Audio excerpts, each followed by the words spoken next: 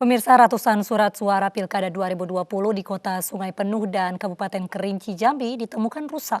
Ketua Bawaslu yang mengecek logistik Pilkada tersebut meminta surat suara rusak diganti.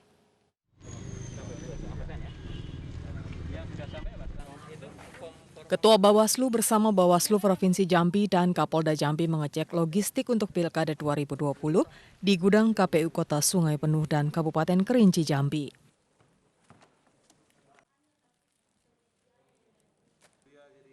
Dalam pengecekan tersebut, Ketua Bawaslu menemukan ratusan surat suara rusak, yakni 600 surat suara rusak di KPU Sungai Penuh dan 208 surat suara di KPU Kerinci.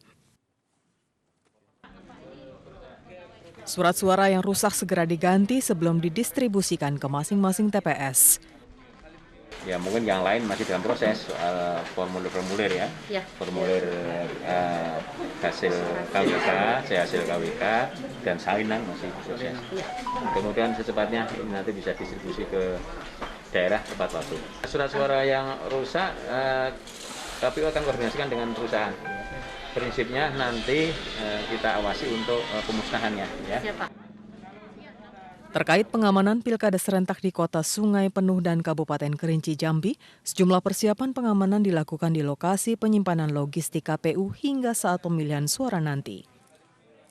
Untuk pengamanan Pilkada Gubernur maupun Pilkada Wali Kota Sungai Penuh itu sudah disiapkan, semuanya sudah siap, penjagaan juga sudah siap, dan kita akan berharap semua pelaksanaan Pilkada di daerah Sungai Kerinci maupun Sungai Penuh maupun Kerinci ini akan berjalan dengan lancar. Diharapkan masyarakat yang akan gunakan hak pilihnya pada Pilkada serentak 9 Desember 2020 mematuhi protokol kesehatan. Dari Kota Sungai Penuh Jambi, Andrianus Susandra, iNews melaporkan.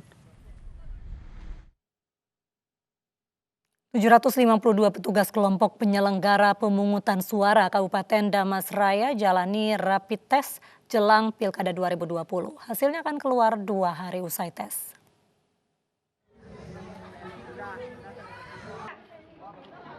...752 anggota kelompok penyelenggara pemungutan suara dan Limnas di Kecamatan Koto Baru, Kabupaten Damas Raya jalani rapid test di Gedung Pertemuan Kecamatan Koto Baru, Damas Raya, Sumatera Barat.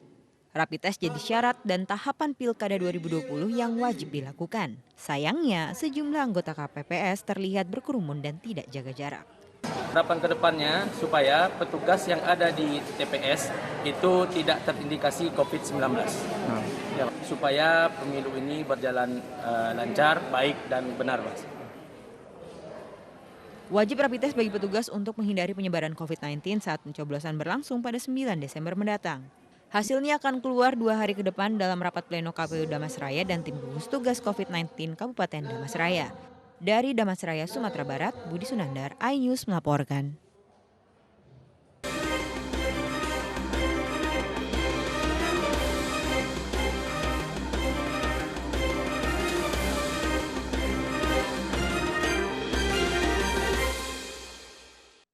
Pemirsa, Kementerian Pariwisata dan Ekonomi Kreatif menggelar Rapat Koordinasi Nasional Rakornas Pariwisata dan Ekonomi Kreatif 2020.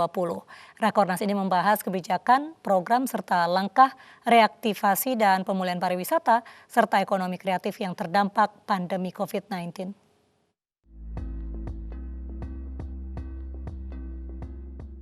Pandemi COVID-19 memberikan dampak terhadap industri pariwisata nasional, sehingga diperlukan langkah strategis untuk mempercepat pemulihannya.